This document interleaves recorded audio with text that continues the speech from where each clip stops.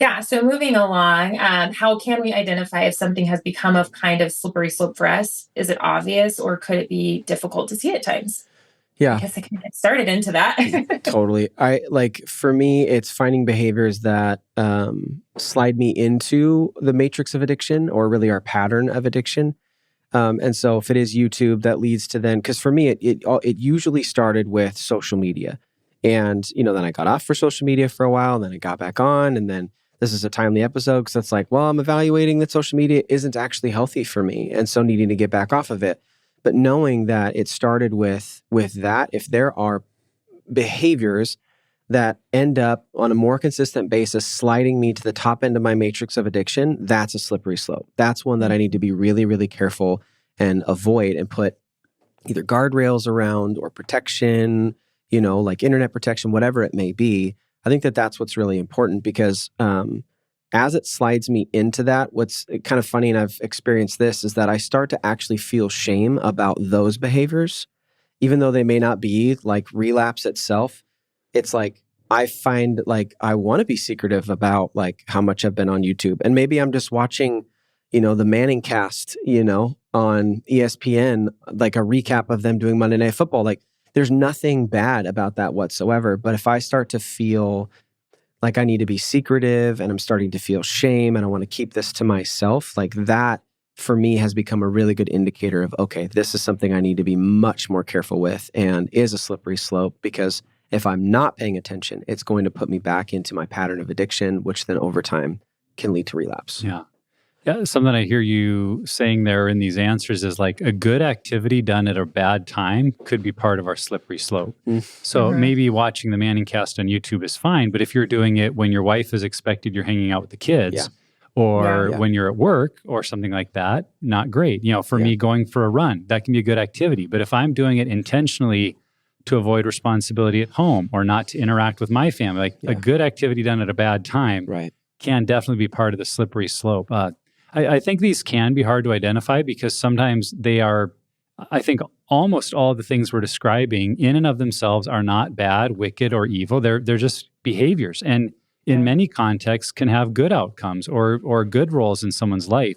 And that's where we maybe haven't seen in our own pattern because we all tend to be a little blind to our self pattern that they're present there. That's why I think it's vitally important if you're in a recovery group, if you do have a relapse or even a lapse, that you take some time to fill out like a crash analysis, which is just a really thorough kind of let's think through what happened. What were the preconditions? What have I been avoiding my group members? Have I been making my phone calls? Just to try to get you to look at the whole context of how did this happen. And then if you've done a few of those, being able to start to connect the dots and go, oh, boy, I'm realizing, for me in my first year of recovery, there was some real humility that I had to see about how often relapses were on Mondays, which is, for people in full-time ministry, such a classic example of you're kind of spent and tired and worn out after the weekend, and Mondays you're susceptible. And I had so isolated my behavior as just bad choices that I hadn't even seen the pattern of how frequently this was happening. So I think that's where we need the involvement of others.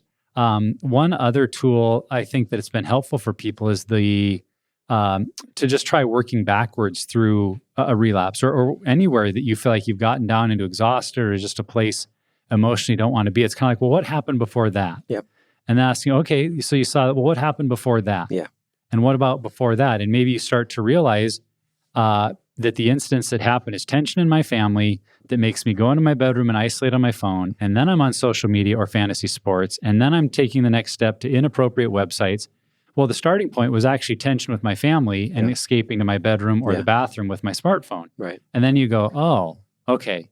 Now I'm starting to see that slippery slope is being in a room alone with my smartphone because that's become part of how I'm reacting to tension around me. Another thing too, to maybe help flesh this out too, is that it's not maybe that I go back and I'm on YouTube and then social media and then I'm on like that inappropriate site or looking at pornography or something like that.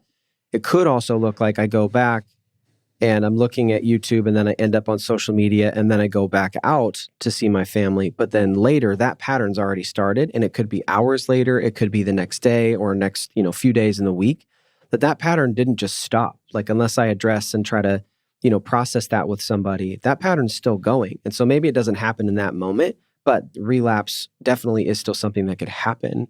I think that was a shift for me when I first started recovery, was understanding that backtracking and trying to paint how I got there. Sometimes I had to look at a whole week or maybe even a 2-week period to understand what happened, because our brain is able to keep that kind of information longer than we think.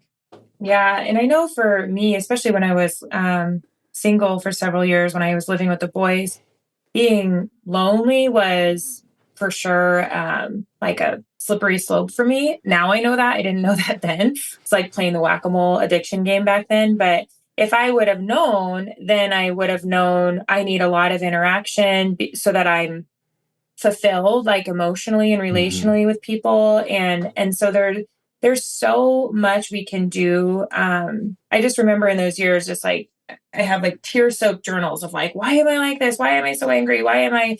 And to know now that there's so much you can do way, way, way ahead of time, and Yeah. that praying for the behavior to stop is just like beating yourself against a brick wall, that it really was, oh, I needed more interaction with people that week. I needed some more margin as a single mom. I needed some downtime. I need my brain to be alone for a while, or exercise or Yeah. whatever it is. And then another thing I see that can be kind of common with moms, especially working moms, we're very busy, and a relapse or a regression, if you're using the betrayed spouse, um, what am I trying to say? If you're using the betrayed spouse faster scale, Yeah. then regression, falling back into that bottom, where you didn't want to be again, of like burnout, feeling abandoned, feeling not valued. Yeah. We can do things that seem good too, like listening to podcasts, listening to books. And then it's the same I see with my husband with video games. Like when we disengage like that,